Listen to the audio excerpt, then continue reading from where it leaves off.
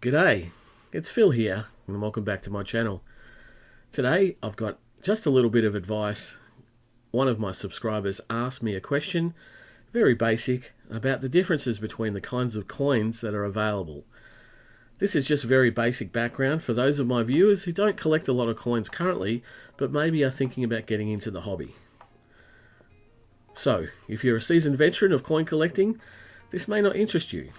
And it's going to be what I know about coins based on my experience and knowledge. I'm happy to take advice from those more qualified than me, but please make it civil and leave it in the comments below. So let me tell you a little bit about the different kinds of coins that are available. Proof coins. Proof coins are the most sought after of all the coin types. Proof coins have been made to exacting specifications, using the highest of the coin maker's expertise and art. Generally, proof coins look significantly different to other coins, generally have been made on a highly polished planchet. The minting process will create a frosted design on a shiny, clear field. Reverse frosting is also available, where the design will be highly polished and the flat fields can be frosted. The minting process is exacting and done by hand, with a minting machine applying pressure to the planchet up to 6 times. Proof coins are usually minted in lower numbers and demand a premium over the face value of whatever coinage they are attached to. Uncirculated coins. Similar to proof coins, uncirculated coins are minted to exacting standards, but not usually to the level of a proof coin. The minting process is similar, however the die is usually only pressed twice to impress the die upon the planchet.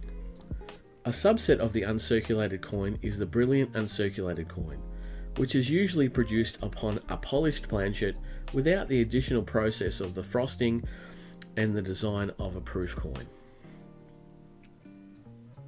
Mint marks. Mint marks, counterstamps and preview marks are a subset of the uncirculated coin. Mint marks can be common or uncommon. The original use was to determine which mint a particular coin was made at if there was more than one mint in operation in any particular country.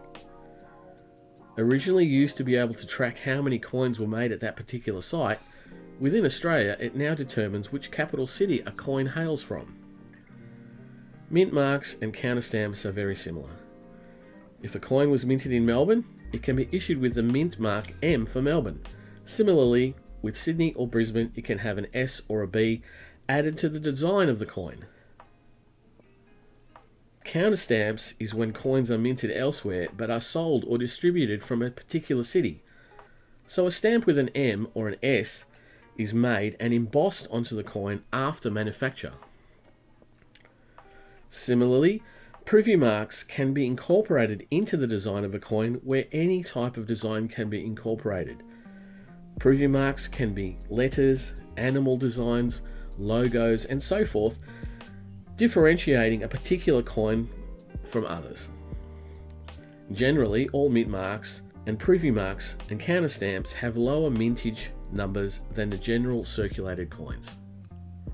Circulated coins. Circulated coins are just that. Manufactured by a mint using an advanced automated minting process. Coins destined for circulation can sometimes be produced at thousands of coins per minute.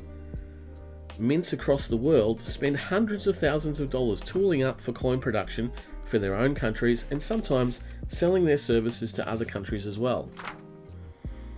Coin values. Values of coins are very hard to explain. There are so many different factors that apply to why a particular coin is more valuable than others.